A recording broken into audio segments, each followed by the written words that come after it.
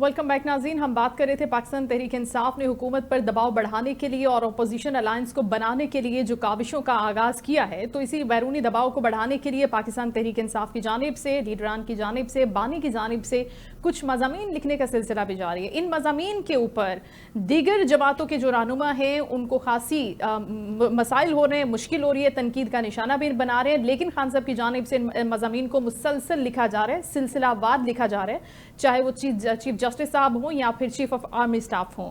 दूसरी जानिब बिन खतूत को लिखने के बाद पाकिस्तान तहरीक इंसाफ इमरान खान का ये भी कहना था कि अब जो तहरीक का आगाज़ किया जाना है ईद के बाद, उस तहरीक को भी जानदार बनाना है। करना क्या होगा कि अदलिया की आज़ादी का मामला है, जिस तरीके से अदलिया की आज़ादी को सल्ब किया गया है पाकिस्तान में, उनका ये कहना है कि सड़कों पर निकलेंगे और अदलिया का जो खोया हुआ मकाम है या साख है उसके ऊपर भी हम ज़रूर राइट दिलवाएंगे उनको। और इसके साथ साथ पाकिस्तान तहरीक इंसाफ के बानी इमरान खान ने आलमी बरादरी बिलखसूस अमरीका से अपील की है कि वो जमहूरियत, इंसानी हुकूक, इलाक़ाई इस्तेहकाम और इंसाफ की फराहमी के लिए भी पाकिस्तान की मदद करे। और टाइम मैगजीन में अपने नाम से ये मजमून जो उन्होंने शाया करवाया है जेल में रहकर भी, उसमें उन्होंने अमरीकी सदर डोनाल्ड ट्रंप को उनकी सियासी वापसी पर मुबारकबाद भी दी है और उस उम्मीद का इजहार भी किया है कि अब आने वाले वक्त में अमरीका पाकिस्तान के साथ अपनी इक्तिसादी शराकतदारी को फ़रोग तो देगा ही, लेकिन इसके साथ साथ पॉलिटिकल स्टेबिलिटी को भी फ़रोग देने में किरदार अदा करेगा। और इसके साथ साथ तनाज़ात जो हैं, इंतहा पसंदी जो है,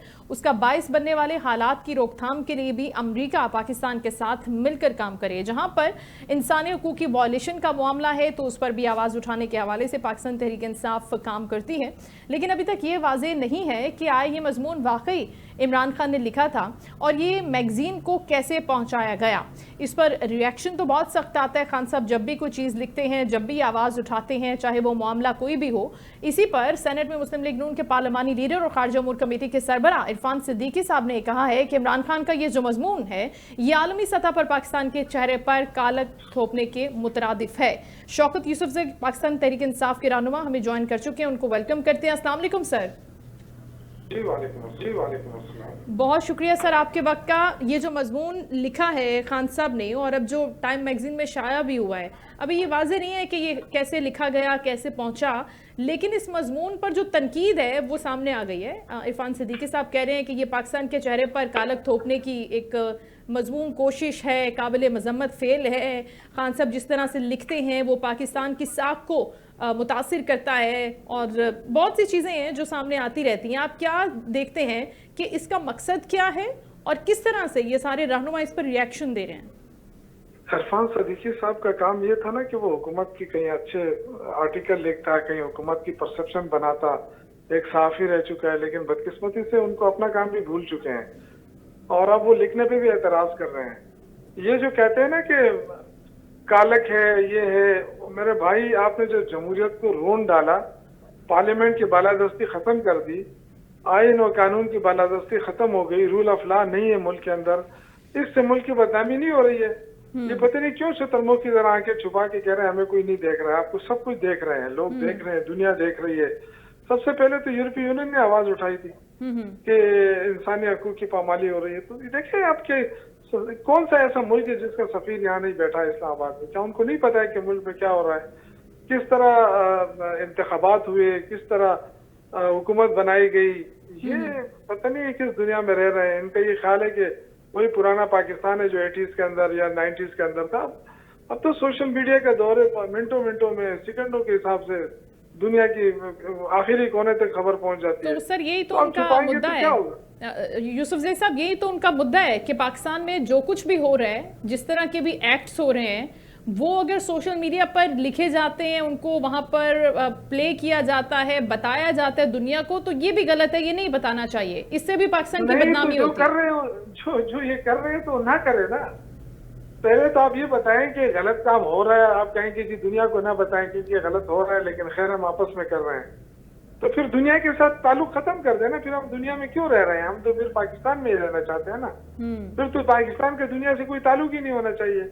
आप करते हैं, सिग्नेटरी बनते हैं, आप मुआहदे करते हैं दुनिया के साथ, मुख्तलिफ मुल्कों के साथ पाकिस्तान के मुख्तलिफ मुआहदे हैं और उन मुआहदों के तहत इंसानी हकूक और ये सारी चीजें हैं उसके अंदर, तो लोग तो पूछेंगे उस पर। तो फिर हम इमरान खान की किताब जो है वो तो बाद में आई है, सबसे पहले तो एतराज यूरोपीय यूनियन का है तो ये चीजें जो है ना, ये तो बिल्कुल अपने आप को धोखे में देने वाली बात है कि मैं जो मर्जी है करूंगा एक पाकिस्तान के अंदर, लेकिन कोई बताए ना बाहर।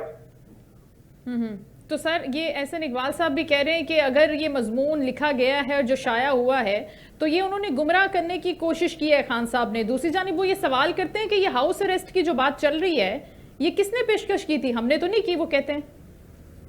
इन बेचारों को क्या पता है, इनको तो सुबह शाम बस भाग दौड़ में लगाया हुआ है, इनको क्या पता है, इनकी हुकूमत तो है नहीं। हुकूमत आप क्या समझते हैं कि शहबाज शरीफ की हुकूमत, ये हुकूमत शहबाज शरीफ चला रहे हैं?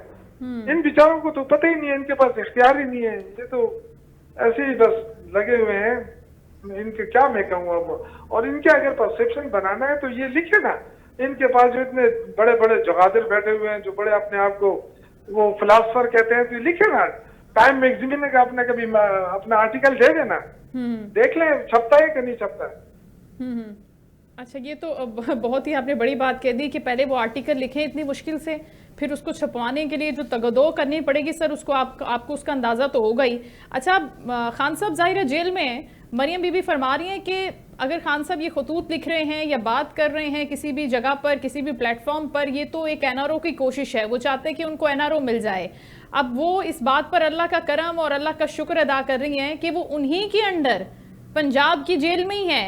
ये वक्त की चक्की है जो दिखा रही है खान साहब को चेहरा असल, के देखें ये हकीकत है, आंखें खोलें। मरियम बीबी इसको इस एंगल से देखती हैं, क्या कहते हैं आप? चलो देखें, तो अल्लाह की जात बहुत बड़ी है, अगर कोई इस तरह तकब्बुर करता है तो करे ना।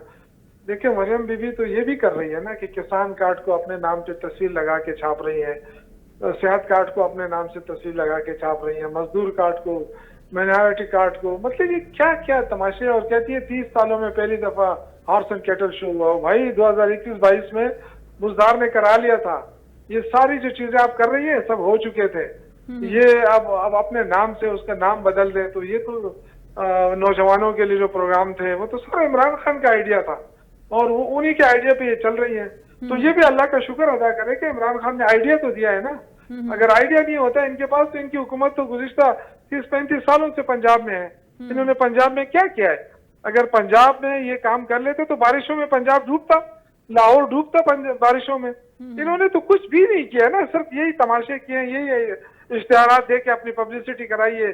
तो काम 10 आने का नहीं, इश्तिहारात 1.5 आने का। तो मुल्क को तो इस तरह तो नहीं चलते हैं, इसीलिए तो आवाम अब जान चुकी है और इनकी बातों पे कान ही नहीं धरती आवाम। ये कहते रहे ना कि हम तरक्की कर रहे हैं, अब इनकी तरक्की देखें आप।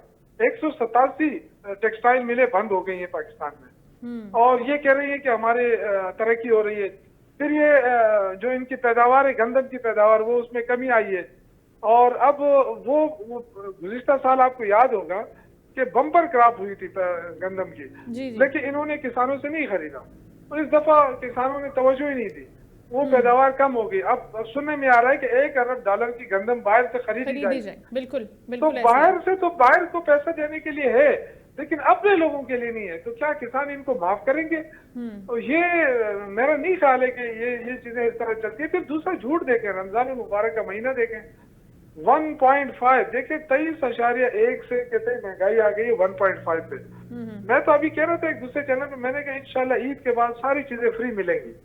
इतने बड़ा मतलब 23.1 से नीचे आ गया है 1.5 पे महंगाई। ये तो आवाम बल्ले बल्ले हो गई। लेकिन आवाम जाए बाहर, वो तो गालियां दे रहे हैं, वो तो गुस्से कर रहे हैं, वो तो कह रहे हैं कि चीज ना दाल की कीमत में कमी आई है, ना चावल की कीमत में कमी आई है। लेकिन सर वो जो सब अच्छा की रिपोर्ट दी जाती है, जिस तरह से आप भी जिक्र कर रहे हैं कि इश्तिहारात की भरमार होती है, अखबारात के फ्रंट पेजेस आप देखें कि उसके ऊपर एक ही पेज के ऊपर कितने ज़्यादा मंसूबों को बताया जाता है कि इनका संग बुनियाद रख दिया है, इनको शुरू कर दिया है, इनको मुकम्मल कर दिया है। लेकिन इसके साथ साथ अगर आप ये कह रहे हैं कि गरीब आवाम इनको गालियां दे रही है, तो फिर ये तो बड़ा एक अजीब सी सिचुएशन है कि जहां वो तरक्की। देखिए आवाम पूछ रही है ना, आवाम पूछ रही है कि हमारे लिए आप क्या कर रहे हैं, ये हमारे हालात क्यों नहीं बदल रहे हैं? आपके अपने हालात तो बदल रहे हैं। रोजाना आपके ड्रेसेस चेंज होते हैं, जैसे कोई वो ड्रामा नहीं होता है, वो ड्रामे के अंदर जो है वो नए नए ड्रेसेस, नए नए उसके साथ। तो भाई करें, लेकिन अपने पैसों से करें। ये खुदा के लिए आवाम का पैसा जो है वो इस तरह जाया ना करें कि रोजाना आप इश्तिहारात देते हैं। हम भी यहाँ काम कर रहे हैं, सेहत कार्ड हमने सबसे ज्यादा हमने दिया है। पूरे खैबर पख्तूनख्वा में अब सारे बड़े बड़े अमराज के बाद अब हमने ओपीडी भी फ्री शुरू कर दी है। तो ये आवाम के लिए चीज होती है, ये करें आप। ये जो है ना, ये हमने ये कर दिया, वो कर, सारा पैसा इश्तेहारों के ऊपर जा रहा है। बिल्कुल दें, मीडिया को भी दे, लेकिन इस तरह पैसा जाहिर न करें, कुछ करके दिखाएं। कुछ करते हैं नहीं, और उसकी पब्लिसिटी वो लोग फिर अलर्ट हो जाते हैं कि भाई अच्छा ये काम हो रहा है। तो मैं अब क्या कह सकता हूँ, अल्लाह खैर करे पाकिस्तान। चले शौकत यूसुफ ज़ई साहब, बहुत शुक्रिया, आपने वक्त दिया, और जाहिर है कि आप भी दुआओं में याद रखिएगा पाकिस्तान के लिए, पाकिस्तान की बेहतरी के लिए, पाकिस्तान की सलामती के लिए, तरक्की के लिए। बहुत शुक्रिया, आप हमारे साथ शो में मौजूद थे। नाज़रीन, इसके साथ ही शो का वक्त अपने इख्तिताम को पहुँचा है। अपना ख्याल रखिएगा, इंशाल्लाह कल आपसे दोबारा मुलाकात